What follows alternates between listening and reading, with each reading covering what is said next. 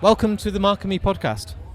Thanks so much for having me. It's an absolute pleasure. What I do with all bands that come on, I've done over 442 episodes. Nice. Various guests, all different walks of life, is I always like to go right back to the very start. And I'm always intrigued when you were growing up, if you can remember maybe with your pocket money or was given to you by a friend or family, the first album you got put into your hands that you fell in love with. First album put into my hands that I fell in love with. I absolutely loved And Out Come the Wolves by a band called Rancid. Yeah, it's unbelievable. Unbelievable. Yeah. I was a huge punk kid growing up, so although our music is more sort of post-hardcore-y in that world, yeah, the punk stuff is so like integral to me as a kid. So like Green Day, Rancid, NoFX, that sort of stuff. So to be playing this festival with Green Day headlining on a Friday, like, is unreal. It mind-blowing? Absolutely mind-blowing, yeah, unbelievable. One of the first bands I ever saw live. Yeah, me too. I me say away. it every week. I saw them on their Dookie tour in Wolverhampton. Amazing. Absolutely mind-blowing. Jealous. I'm very jealous. It was unbelievable. It yeah. shows my age, though. And I wondered, was yours a great experience as a first band to see live, or was there one that's embarrassing you don't tell people, or were you fortunate and it was amazing? There is an embarrassing one, and it's only embarrassing if you think it's embarrassing. So I don't think it's embarrassing. I think it's cool. I saw Girls Aloud at a all-day festival in Oxford, and it was brilliant. I loved it, and I was a kid, and I was way more excited than I should have been. But yeah, I think that was it for me. They've got a song called Call the Shots. That's a banging tune. Genuinely, great bass line, really good chorus, good song structure. That's what I'm saying. Pop Pop music. It's all right. It's good. I have no regret of saying they've got a few good songs out there. Exactly. And I like pop music. I love pop music. Pop gets a bad rap, especially by people who are very entitled and elitist. Yeah.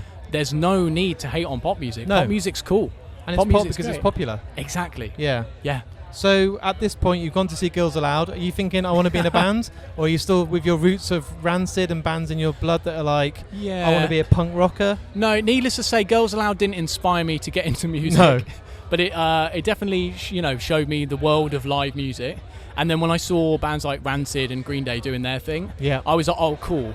Like, what's a circle pit? That's amazing. Yeah. I went into a Rancid pit and lost my shoe and came out like, this is an unbelievable thing. Like, bands do this? Amazing. So that, for me, was a big early influence in getting involved in playing music and just understanding that, like, live music could have its own feeling. Of course.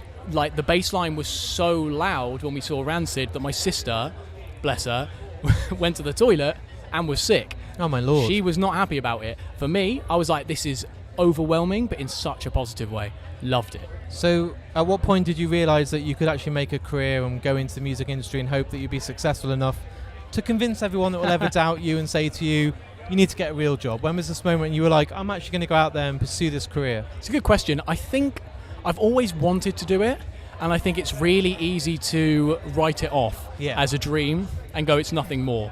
And just years of hard work and going like, do you know what, even if I don't make it as a musician, whatever making it is, I think just being able to play music in any capacity is something that's so important to me. Yeah. I think having a creative outlet, whatever it is amazing. So it doesn't matter if you're playing to one person or a million. Like, to me, it was always just about having a way to write music and perform to however many people are interested.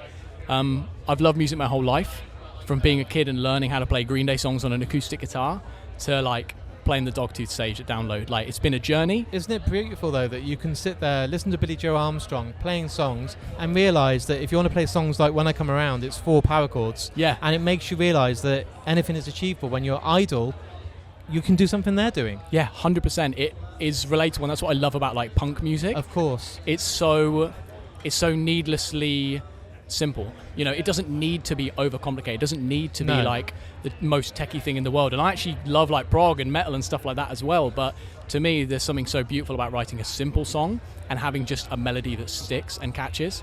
That's amazing. So when you come to a festival like Download, it has incredible history. You look at the lineup poster, it's like sometimes like, wow, this is insane.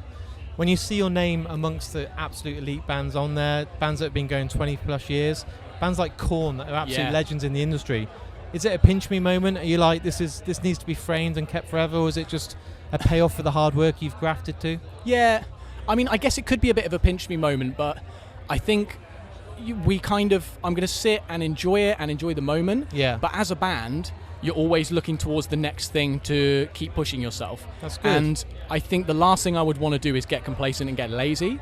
So just by sitting and enjoying the moment, amazing, excited for that.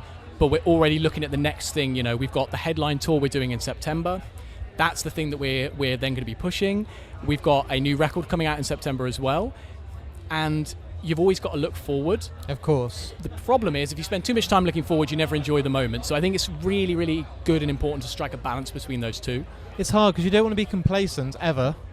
But at the same time, if you don't stop and see how far you've come, I worry that it'll be over before you know. 100%. And I use the theory, and I've said it on a number of podcasts, is you go and get married. If you don't step back on your wedding day and see the cake, you see the guests, you see what happens, it's only when you get the photos you realise what a big event it was. Yeah. Within a music career, if you do not take that moment to step back and be an outsider and look at how you weren't on that stage a year before, and more people are singing back to you, more people have bought some CDs and T-shirts, and at your gig, actually, you've noticed that there's a lot more new faces. Yeah. You will never be able to really appreciate the hard work and the graft that has led you to those moments. Yeah. I think the fear is of being lazy. Of course, fear yeah. is of not looking forward because, you know, not pushing yourself is obviously something that everyone is terrified of and just resting. At the same time, I think that's a big thing this weekend. You know, it's a good thing about music festivals is it's a chance to reflect and just enjoy it. And I think that's what I'm going to do this weekend. Make the most of it. I speak to a lot of bands at the weekend, especially at Slam Dunk last weekend. They come in, they play, then they have to leave. Have you got the opportunity this weekend to like let your hair down and say, well, actually, I want to go and watch Sleep Token, I want to go and watch Korn, I want to go and enjoy other bands and kind of get inspired by what else is going on? 100%. My hair is very much down. It will be even more down by the time we finish tomorrow. Yeah. And when we've played, and I'll just sit in that moment, going to enjoy it. Going to watch Sleep Token, going to watch a bunch of bands that I love. Like, I'm very excited to just enjoy it. So the first half of this weekend is like chaos. You know, it's chaos, meeting everyone, but there's beauty in that as well.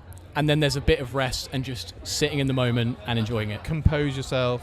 Get ready. Do you still get nervous? Are you looking at tomorrow's set thinking, there's a lot of good bands on? Yeah. I was a bit nervous walking past the Dog 2 stage earlier because I saw it and was like, that is pretty massive. We're a relatively small band, and to be given that opportunity, it's amazing.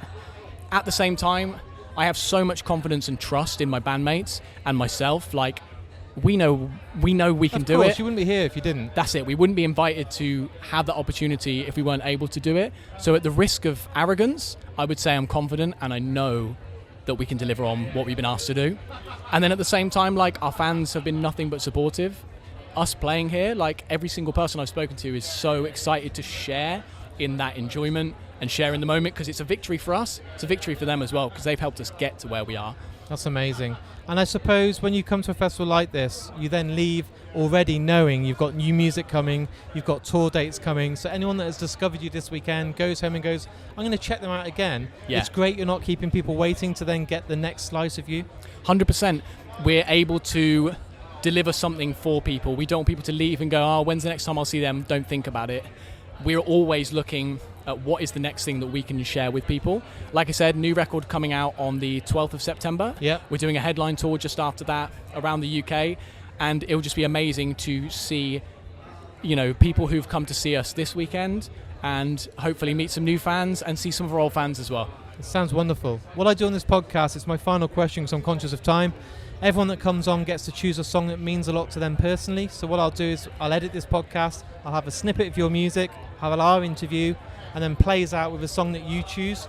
Is there a song that means a lot to you personally that when it came to your heart before any other would be played between your snippet and then the next interview? Nice. Let's go with Welcome to Paradise by Green Day.